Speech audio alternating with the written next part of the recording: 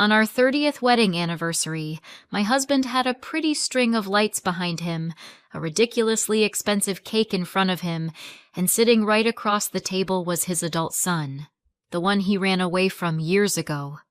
Next to him sat his mother, the woman who once cursed our marriage and our not yet born children. And right in the middle of that party, in front of everyone, she took that curse back. A couple of months later, my older daughter called me from her OB's office and said, "Mom, there's this weird noise. The doctor says it's a heart." If you think this is a romantic story about love conquers all, no. This is a story about how one box of old mail and a very ugly past almost blew our family apart. And yes, this is in the US. Just an ordinary mid-sized city somewhere in the middle of the country. My name is Irene.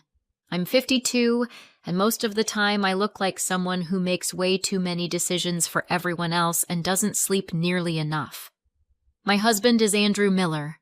He owns a construction company, has a nice house with white siding, a beloved pickup truck, and the kind of confidence that comes from believing that if he paid the bill, he's basically a saint.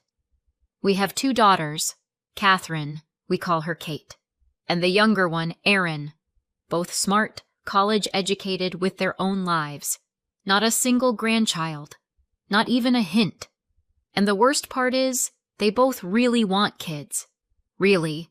With doctors, tests, calendars, hormones. Their husbands want kids too, and still, year after year, nothing. If you've ever seen grown women look at other people's strollers at the mall like it's a store window full of things they can't afford, you know what I'm talking about. So of course at some point your mind goes exactly where it shouldn't. What did we do wrong? What are we being punished for? Americans are just as superstitious as everybody else. We just use different words for it. For our 30th anniversary, we decided to go big. Restaurant, music, all the relatives, friends, business partners. And I, as the ideal wife I keep trying to be, decided to make a present for Andrew, a family film. You know, that slideshow under music, his parents' wedding, his grandparents' wedding on the old farm, our wedding, then kids, all that sentimental stuff he secretly loves. The problem was, some of those old photos were in his grandparents' farmhouse out in the middle of nowhere. Old house, tiny town, a few hours' drive. The house had been empty for years, but we still had the keys. "I'll go myself," I told him. "You're busy anyway." Andrew just nodded. "There are boxes with photos up in the attic. They're labeled. And, Irene, if you see that old picture in the bedroom, bring it, okay?" That was my idea, by the way. He just pretended he remembered it too. The picture is a faded image of the Virgin Mary with a child. Nothing special, a copy, not even some antique icon. Just an old Catholic image. But 28 years ago, I was on my knees in front of that picture, sobbing like an idiot and begging God to give me a baby. A couple of months later, I found out I was pregnant with Kate. Yes, I can count. And yes, sometimes it's nice to believe in miracles. The farmhouse sat on the edge of a very small town, the kind with one grocery store, one church, and, I swear, one working traffic light. The key turned in the lock with a nasty squeak. Inside it smelled like dust, old books, and something else. Like the air you get in a place where no one's lived for a long time and somebody worried too much before they left. I set my suitcase down, walked into the kitchen, and froze. There was a man sitting at the table. Plaid shirt, slumped shoulders, gray hair, heavy eyes. Completely real. I blinked, and the chair was empty. No, I don't drink. No, I don't have hallucinations. But sometimes a guilty conscience shows up as a very clear visual. Later, the neighbor across the road, Miss Agnes, a tiny old lady with a yard full of garden gnomes, said, Some folks say old Mr. Miller never really left this place. If he showed himself to you, he must have liked you." "Thanks, Agnes. Super comforting." I went upstairs to the bedroom. The picture was still in the same spot, above the old wooden bed. The same faded image, with that soft, almost sad expression. I took it off the wall and propped it against the door. Then I climbed up to the attic to grab the photos. The boxes really were labeled Wedding 1958, Kids 1960s, Old Letters. I was going to ignore the old letters box, but someone had added in thick marker, "Do not throw out." Come on! How do you not open that? Inside was a pile of envelopes with yellowed stamps. Most of it, bills, postcards, Christmas cards, all addressed to Andrew's parents at the old farm address. I guess mail kept coming here for years after they moved to the city. Then somebody just tossed it all in a box and shoved it up in the attic. And in the middle of all that was a thick envelope with neat handwriting. Mrs. Miller, personal. Return address? Rachel Dawson, some tiny town I couldn't even place right away. The envelope had been opened, but the letter was folded neatly inside, which meant someone had definitely read it and then thoughtfully hid it. I sat right there on the dusty floor and started to read. The letter started out polite. "Dear Mrs. Miller, you don't know me. My name is Rachel. I dated your son Andrew when he was in college." After that came everything I'd half heard once, years ago, whispered in anger by his sister Mary, but refused to believe. He dated a girl, promised to marry her, made big plans. She got pregnant. He said it wasn't his. Then he said it was too soon. Then he said he couldn't afford a kid yet. At some point, he just disappeared. Her parents were poor. Their church was against abortion. She decided to keep the baby. She had a boy, Ryan. When he was 2, they found a serious congenital heart defect. Doctors used those quiet voices they save for the really bad news. The surgeries were insanely expensive. Rachel wrote that she tried to reach Andrew, but her letters came back. So she found his parents' address and started writing them. Politely at first, then desperately, then angry and terrified.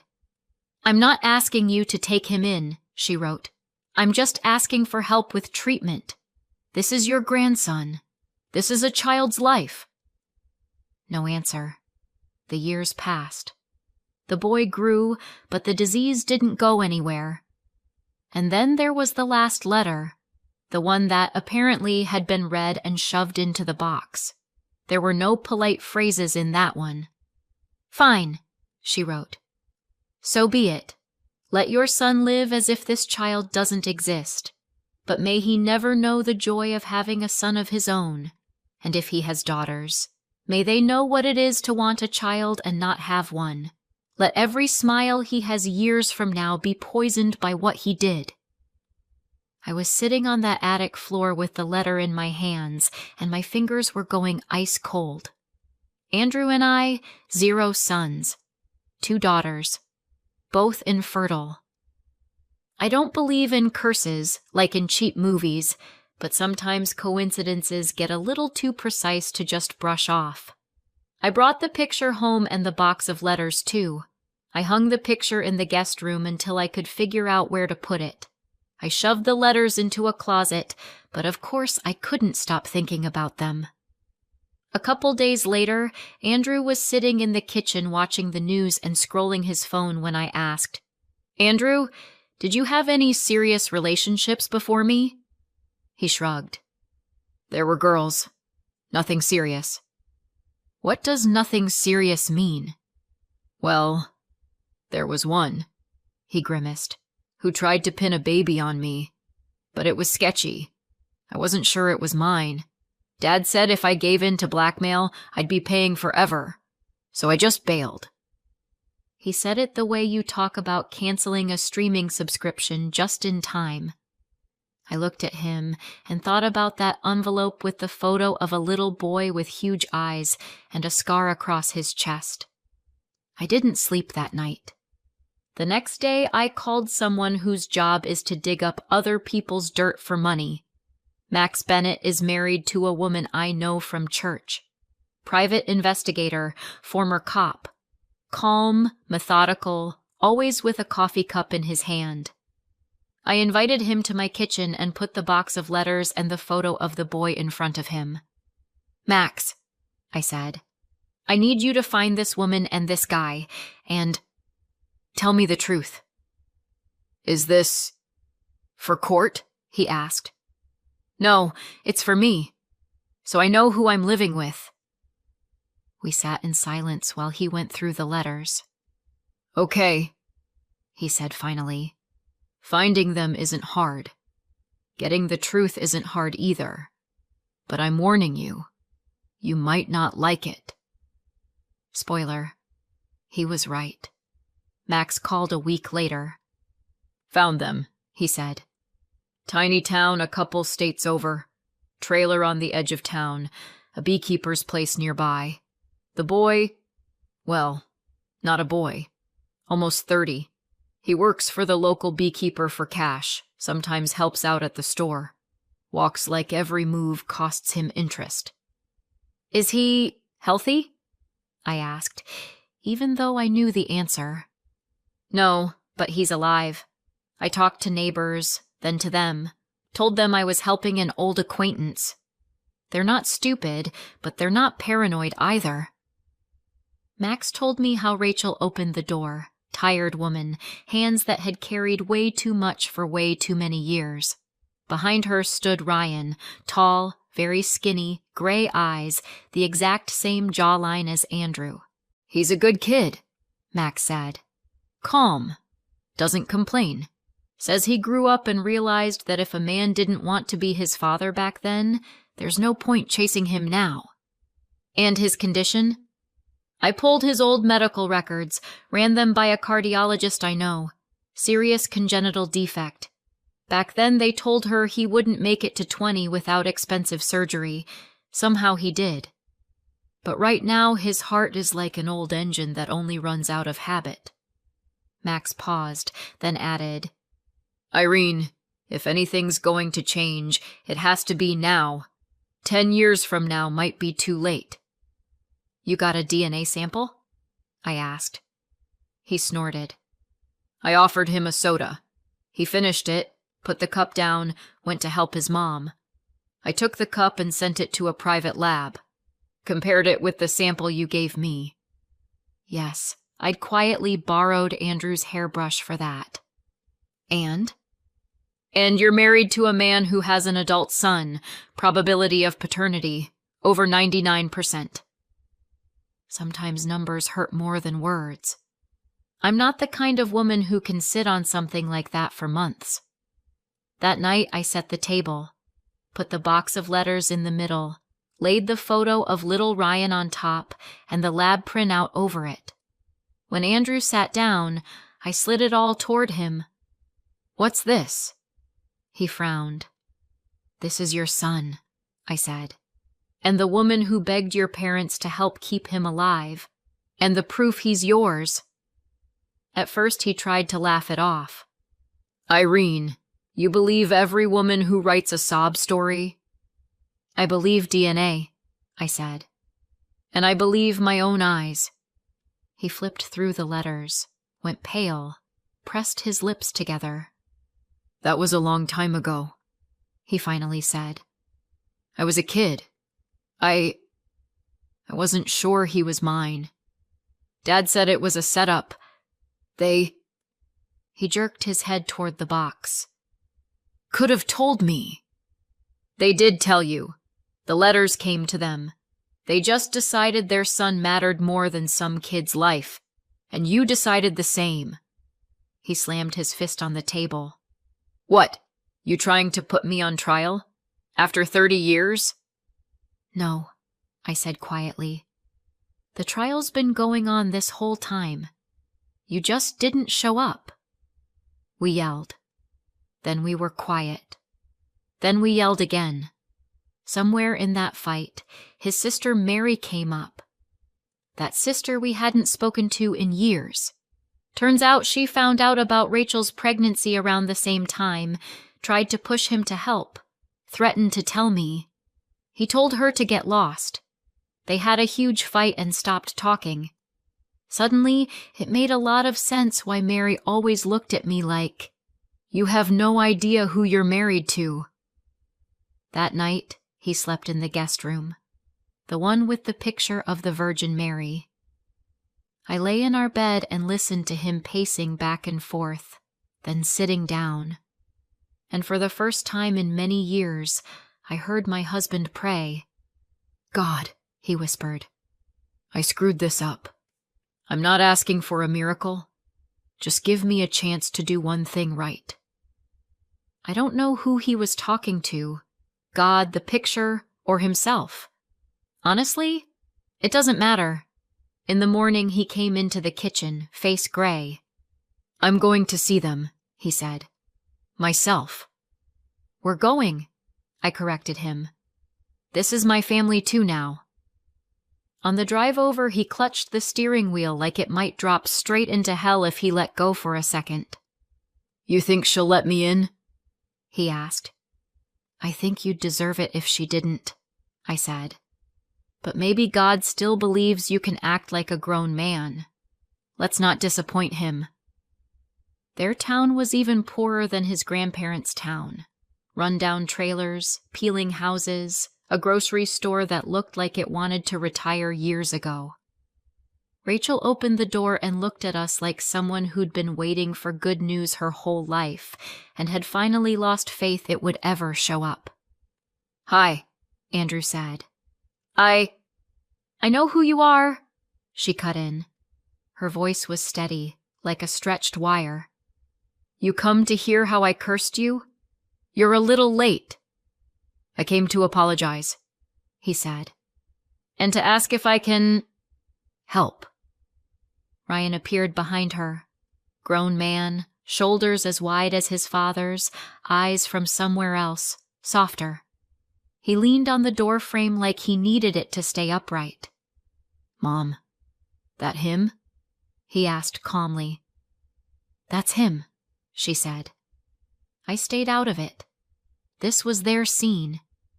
Andrew started talking, not making excuses, talking. How he'd been young and scared, how his father pressured him, how he chose his career over his child, how he knew he was being a coward, and how every year that went by he told himself, "Well, now it's definitely too late." Listening to that was disgusting and honestly a little therapeutic. Sometimes it's useful to hear out loud what you already suspect. Rachel listened without interrupting. Then she said, "Okay, God be with you, but do you have any idea how much all those years cost? Do you know how many nights I sat by his bed wondering if he'd still be breathing in the morning?"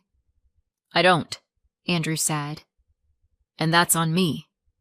He offered to pay for a full workup at a good hospital in our city, any surgery they could do, and all ongoing treatment. No paperwork, no, "if you prove he's mine." Just like that.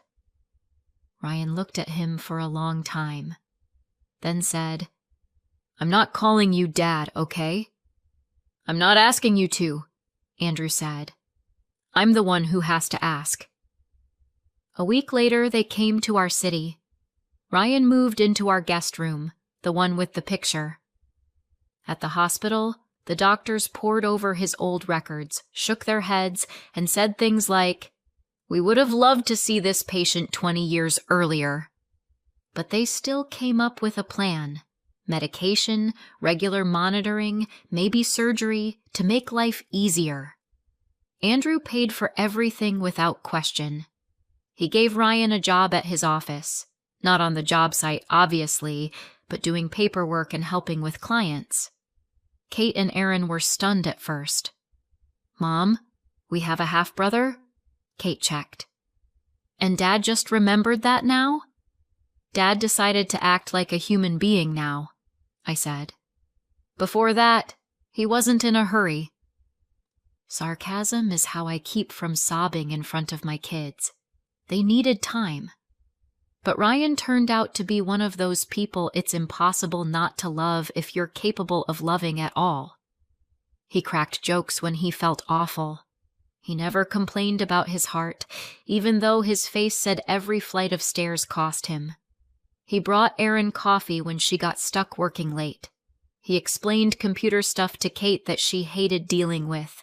And every night I looked at him and thought, so this is what my son would have looked like if we hadn't killed him before he was born. We just ignored him. Yes, I said it. Yes, it's harsh. But try living with someone for 30 years, then have his conscience show up in human form at your kitchen table. At some point, I realized there was one more ghost in this story, Andrew's sister Mary. We hadn't spoken in about 10 years. Officially, we just don't get along. In reality, one Christmas she said something like, "Must be interesting, living with a man who ditched sick kids," then said, "Oh, I meant his employees," and went to the kitchen. I decided she was just bitter about money. We'd helped her adult kids, paid for college, and she felt obligated. Holding Rachel's letter in my hands, I suddenly understood what she meant. We met at a cafe. Mary showed up, as always, without makeup, in an old hoodie, with the same look of someone who figured out a long time ago that the world isn't set up terribly fair. "Well," she said. "Finally clicked?" "It did," I answered. "You knew?" She let out a dry laugh. "I found out when Rachel was still pregnant. Tried to make him go see her. Help. At least admit the kid. He said it wasn't his problem and I was sticking my nose where it didn't belong. I told him if he didn't help that child, I'd never spend another Christmas at the same table with him. And I didn't." "Why didn't you tell me?" "Because I knew how much you loved him. And I didn't want to be the person who blew up your marriage. I hoped someday he'd man up." Spoiler, he didn't. Not until life slammed him into a wall. We sat in that cafe for 2 hours and cried. Then I said, "Andrew's trying to fix things now. It doesn't erase what he did. But if you want to see him finally do something right, come to our anniversary party." She sighed. "You sure you can handle all of us in one restaurant?" "Nope," I said. "But I really want to see what happens." For our 30th anniversary, we rented a nice restaurant downtown. White tablecloths, a jazz band, a cheerful host who clearly had no idea what show he'd just been booked into. At the table we had us, our daughters and their husbands, Ryan, Rachel, Mary, a couple of close friends, and a few business people Andrew had promised something special to. They got something special, all right. After the first round of drinks, the host suggested Andrew and I say a few words to each other. Andrew stood up with his glass and said, 30 years ago, I married a woman who was better than me at everything. I thought that over time we'd grow more alike. Turns out, I'm the one trying to catch up." He looked at me in a way that, if I didn't know his history, I probably would have forgiven him anything on the spot. "Irene," he went on, "you gave me 2 amazing daughters, and one more child, that I wouldn't let myself see, but you still brought him into our family." He turned to Ryan. "Ryan, I have no right to ask you to call me Dad, but I want you to know, as of today, you're my son not just on paper." Ryan nodded. His mouth trembled a little, but he stayed quiet.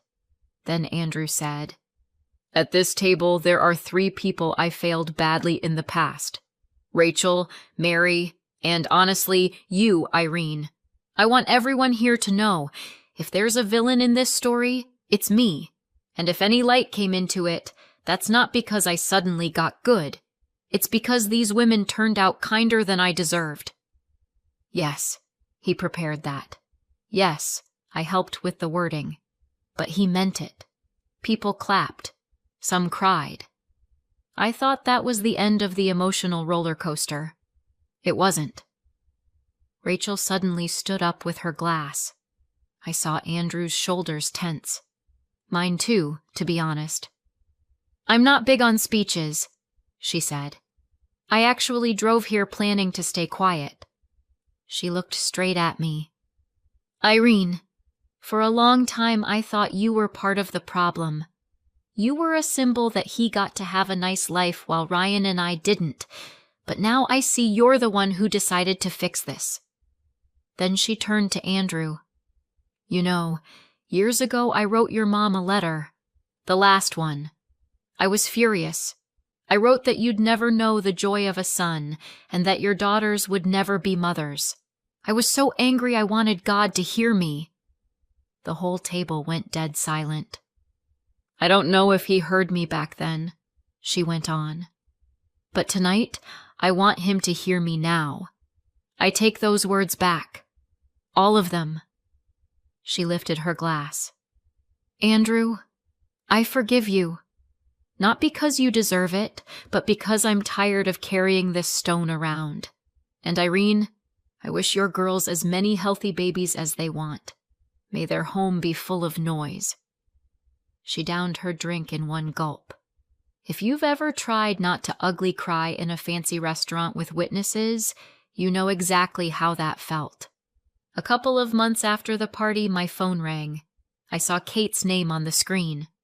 "Mom," she said, and I could hear she'd either been crying or was about to.